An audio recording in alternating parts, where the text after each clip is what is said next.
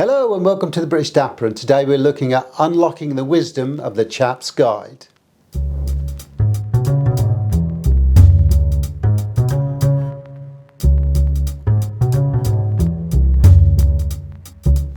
So today we've got an exclusive interview with Ash Jones from the Chaps Guide. Hello. Thank you very much for coming along. My pleasure. Yeah, we're here in London at the moment just to have a meet and greet with some of our subscribers. So we had the opportunity to get together and have an interview with each other. So this is really about the Chaps Guide, and so here we go. I've got a few questions here. What inspired you to start the YouTube channel? Well, it's kind of an accident. I was working on a charity at the time, and we intended to use YouTube as a platform to share our charity message. And I was one of the food trustees of the charity who knew anything at all about anything technological. No disrespect to the other folks, but none of us really knew anything about YouTube. And I didn't really know much about YouTube. I watched it occasionally, but I thought I'll bite the bullet and I'll be the one who learns how to use it. So I got a camera, the camera that we're using now, still 4 years ago, and I just literally thought, what I'll do, I'll set up something that I'm interested in as an experimental platform, right? And I thought, I love men's style. I will do a channel called the Chaps Guide to Life, I was going to call it. Yeah. I shortened it to the Chaps Guide for sort of ease of speaking its name quite often. And I set up this channel, learned how to operate YouTube, learned how to operate videography, and very basically, I hasten to add. And I sort of ran it for a little while just to learn how to use YouTube. We then did the charity project, which lasts for a year. That concluded successfully. But I kept going with the Chaps Guide. So even though I entered the YouTube world totally accidentally, 4 years later, I'm still here now and really enjoying it. So I'm pleased that the accident brought me to where I am today. And could you share a memorable moment or an experience you've had on YouTube as an influencer? Oh, influencer, that's not a word. I mean, I find it hard to imagine myself as an influencer because most of the time I'm sat in an empty field talking to a camera on my own. So I don't really feel like I'm influencing anybody other than perhaps the wildlife around me. I influence them to think a human being is nuts. But I mean, every time, and one of the best things about YouTube for me has been the interaction with people. I mean, whilst I enjoy making the content, it's creatively interesting, isn't it, to research something and then produce a tangible thing which you can share with other people, which is rare in life. We don't often get to do that. But when I then get a message back from somebody who will say, that video that you made, and quite often, I mean, it doesn't, it's not every day, but they will say, it changed my life. And they will explain, quite often I've had people say that they had no father figure growing up. Nobody taught them how to tie a tie or how to polish a pair of shoes. And then having been exposed to the material that I've made, they've made a choice to go down that path. Yeah. And it's had a positive influence on their future life. So for me, I mean, you could call it influencing in a way. I wish I could meet the people and, have more of a relationship. Because it's funny just exchanging these sort of little comments and texts. Yeah. But that's for me the most fulfilling part of the YouTube experience. Yeah, it's that interaction with them where you've given them something new, some new insight that they didn't have before, and they've grown with it. Yeah, and sometimes people will contact me and say, my father did this or my uncle did that, and they will share a story which is fascinating, which is important, because something I've said has touched on a memory, and then they will, they will share that with you, and it's quite an endearing experience sometimes. Yeah. And I'm sure you've had the same on your channel. Yeah. It's really humbling in a way that people come back to you and say, that really changed my life. I dress differently, I act differently, I'm more positive, more outgoing, and all that comes from a little bit of advice that we've given Oh, totally. I mean, I remember a guy wrote to me a little while ago who said he'd applied some of the principles which I advocate in a job interview. Yeah. And he ended up getting the job, and he attributed the sort of confidence that he had on the day to the way he was dressed. And that directly was a consequence of him deciding to go the smart route instead of what is often the case in his profession. And I thought, oh, good, you know, that's really, it does make you feel then that you've made a tiny difference, but hey, you know, a tiny difference is what the world is made of, isn't it? Yeah, yeah, that's that uniqueness, yeah. How do you come up with the ideas for the content of your videos? A combination of ways, really. Increasingly, I have to say, it's the folks out there who give me ideas, because they will often write, leave a comment, they will ask me a question. And sometimes the questions they asked, you think, oh, I'd never thought of that. I'll go off, I'll research something, and I think, yeah, there's a story in this that we can share. So actually, when I invite people to leave comments, I'm doing it because I want them to make my life easy, because it's, you know, thinking up ideas is quite hard. The other way I get ideas is just being generally aware. So I read, you know, the Times newspaper every day, and quite often they do report sartorial matters. I mean, earlier this week, I put out a video which related to the dress codes in the American Senate and the recent relaxation of the dress codes. So I looked at that, I thought that's fascinating. Then I looked at the dress codes in the Houses of Parliament just over the road. Then the French Assemblée Nationale, and I was struck by how they were all slightly different, but all deviating towards this increasing casuality. So I created a video on that, and that was just through reading the paper. So, and I read quite prolifically. I enjoy reading, and anything to do with style and history, I find will steer me towards a potential subject. So quite broad, really, when it comes to ideas, but it's the viewers who give me most of my ideas at the moment, which is nice and easy. Yeah, it's surprising where inspiration can be just walking down the street and you see somebody dressed differently and you think, wow, that's different, you know, and why is that different? And then you start thinking differently yourself. So, yeah. Totally. And certainly we're in London at the moment, and we were here yesterday, and I walked around the streets, you know, down Savile Row and Jermyn Street and all those sort of places, and Carnaby Street, and it is a very stylish city. I mean, there are some of the best dressed men in the world walking around the streets here, and if that doesn't inspire you, well, I don't know what will. So this is a little bit closer to the other question we asked, but how do you engage with your audience and build a sense of community? Well, I really appreciate the audience, because, as I say, they are fundamentally important to the product that I produce, if you want to call it that. So I certainly, when it comes to the comments, and I encourage people to write to me as well, so I sort of run an email account specifically for that, and I do interact with everybody who writes to me at this point. It's becoming challenging as you know, as things grow in size. When you open up your emails and there's 4 or 5 emails there, and everybody wants some advice on what to wear to their graduation or their wedding, it does become harder. But I really value those interactions, so that's important to me. So I definitely encourage that. And things like today, you know, later within a few hours, we'll be meeting our viewers in a meet and greet here in London. I did one earlier in the year in Pennsylvania when I was visiting the States. Not many folks turned up to that one because I only gave 24 hours notice, because I didn't know where I was going to be at the time. But people did come. It was wonderful to chat to the folks, and I'm really looking forward to meeting whoever and how many, we don't know, folks turn up tonight. But yeah, the interaction with the viewers is probably the joy which comes from YouTube. I mean, I say Philadelphia. Earlier this year, I went to the wedding of somebody who contacted me through my channel, set up their own channel, and now has become a close personal friend, and that's Timothy Big Pretty Crow in the US.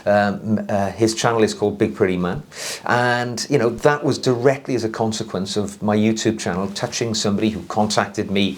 I interacted, and I ended up remarkably as best man in his wedding in Philadelphia some years later.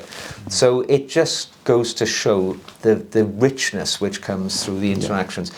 hard as it is to have increasingly more people, so it's difficult to have that personal connection.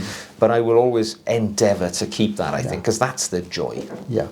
What are some of the most valuable lessons you've learnt being a YouTube influencer? Ooh, well, I'm very careful about what I say on the channel. I never swear. I never sort of derogatory about people. The thing that I mostly try to do is promote positivity. I do this series called Am I a Chap, where I encourage people to send me their images. And I won't use the word critique, because I don't critique them. I will perhaps use the image to inspire other people to dress a little better. I might give observations. I might say, well, I would have used a different colour tie, or I would have perhaps not worn a stripy tie with a stripy shirt, or something like that. But for me, it's all about positivity. You'll never hear me being negative. You'll never hear me tearing anybody down, using bad language, or because there's enough of that in the world. You know, there's far too much of that already. There are other channels which are denegating towards people, and they seem to get all of their pleasure out of their experience by being negative. So for me, positivity is the most important thing, because if I can make other people feel positive, it makes me feel positive. And I need as much as positivity in my life as I can get. So, you know, I'm really happy to do that. But that's probably the route that I try and take. Are there any specific goals or milestones you hope to achieve with your channel? Well, I never thought. I think my channel is about to cross 30,000 subscribers within the next sort of week or so. And I never thought it would achieve that. You know, it took a whole year to get 1,000 subscribers. And during that time, I did think to myself, you know, is anybody really listening to me? Am I just talking to myself in this field? But then you start to get that interaction, and then you think, yeah, let's keep going, let's keep going. And then, you know, gradually over 4 years, we've got to the point now where I feel, yeah, I have got almost like a family of folks out there who are part of the little club, so to speak. This sort of, you know, sort of theoretical club where we share comments, and, you know, the same people make comments on my videos quite often, so I get to know their personalities. And so for me, more of the same, to be honest. I mean, I don't ever intend to go the commercial route on the channel. You'll never see me hawking men's skin products and things like that. For me, I want it to remain hobbyish. Not in the negative way, as in a hobby is unprofessional, but I want it to always be authentically a chap sharing a conversation with the people who are listening. I don't want you ever to watch my channel and get the feeling that I'm only saying something because I'm trying to sell you something, or I'm trying to promote something. I do reviews of products on my channel, but they are only products which I have personally used, and I have found them of a standard that I would share with a friend. You know, I would never take anything in and use it and think, oh, this is a bit crap. But I'll tell the folks it's good because, you know, they're paying me to say it. That will never be the case on my channel. If you see me, I think I've got 1 or 2 coming up with pens, actually. The pens which I will, you know, make reference to are pens which I use on my desk every day. And I would give one to a friend as a gift because I like them that much. That's the kind of ideology behind where I'm going on my channel. So you won't get me selling you anything. And, you know, if you ever do, call me on it. But it's never going to happen, because for me, it's always going to be a hobby. It's not a business, not a profession. I'm not doing this for a living. It's something which is an enjoyable element to my life, but not a necessary element. It doesn't pay the mortgage. So it gives you the freedom to think, I can do it as I wish. And be authentic, basically, is, Totally. I think the aim of it, I share the same ideals as well, in that whilst it would be nice to make some money out of it, it's not the big proviso. No. It is about being authentic and giving a positive overview of a product or a service. Absolutely. I mean, the money for what there is which comes through YouTube pays for things like this, you know, the trips to London to meet people, or the occasional, I don't know, item pocket square that I have to buy if I'm reviewing it or something. So, you know, we're not going to get rich out of this. We're not like those guys with millions of subscribers. More's a pity, you know, I wouldn't mind having some of their problems. But this is more authentic, I think, and I quite like that. Have you ever received any particular impactful feedback or messages from viewers that have stayed with you? I mean, there's been quite a few over the years where people, as I say, now 4 years in, you know, you do get quite a few interactions, but there have been a few that have stuck with me. I mean, only very recently, a young gentleman, I believe he was in his 30s, well, he is in his 30s, he wrote to me and talked to me about his life in an email. And he said, I would really love you to be my mentor, because I've hit a point in my life, I feel I've kind of hit a stagnant period in my life, and I want to improve in the way I look, I want to improve my self-confidence, I want to do something different. In fact, he wanted to take an entirely different career path. Right. He had a pretty good career path, but he wanted to do something else. And he asked for mentoring. And I thought, oh God, you know, who am I to mentor anybody? I mean, I've lived an ordinary life.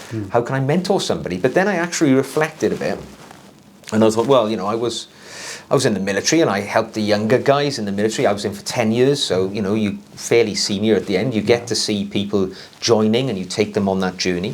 When I was a police officer, I was in leadership roles for nearly 20 years. So I mentored young officers coming in. I trained them. They were sort of protégés when you're in that role. And I thought, actually, I'm a father, so I brought a young man into the world and taken him on his journey through life. And you think, well, actually, you know, we are quite good mentors if you look at your life journey and what you can take from it and share with somebody else. And I agreed to mentor this fellow. We're still on that journey, so I'm not going to talk anything about that. It's you know, it's sort of an intimate thing between me and him. But for me, that was quite a special interaction. And now somebody else has written to me without any knowledge that I have done this for the other person. First time I've ever mentioned it here.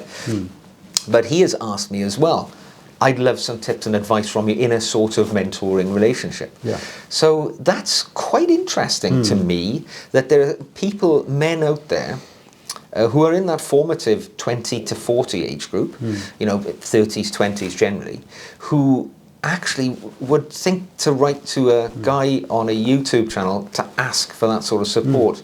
And it's hit and miss, I guess, who they speak to, but I'll do my best with the guys that have written to me, and I will mentor them, and I'll do what I can to help them. And it does make me think in the future there could be something there that we could perhaps do more of a structured mentoring for a group of people, you know, within the boundaries of my channel or with other people as well who could contribute different parts to it. But definitely that's been influential in the way that I've thought about what I've done and, you know, where it's going.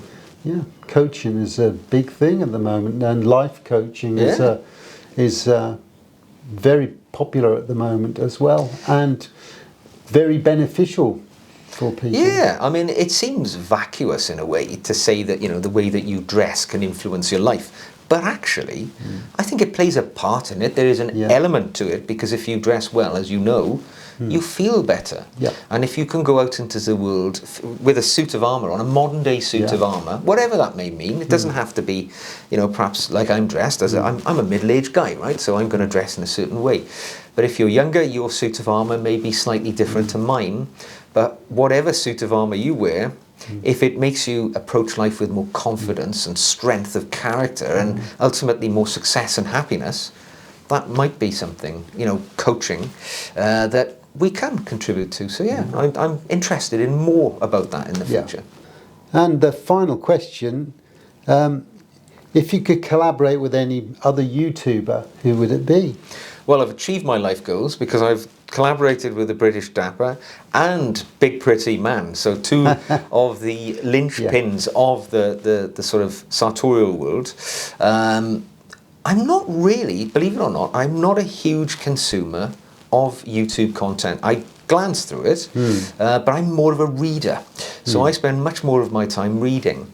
But if I was to pick out somebody from the sort of YouTube world who I'd like to collaborate with, it probably wouldn't be anything to do with men's style. Because one of my other areas of interest is outdoorsmanship, you know, Yeah. and bushcraft and stuff like that. And there are quite a few channels out there which focus on, you know, self-sufficiency and going out into the woods, because that's a really huge part of my mental well-being process.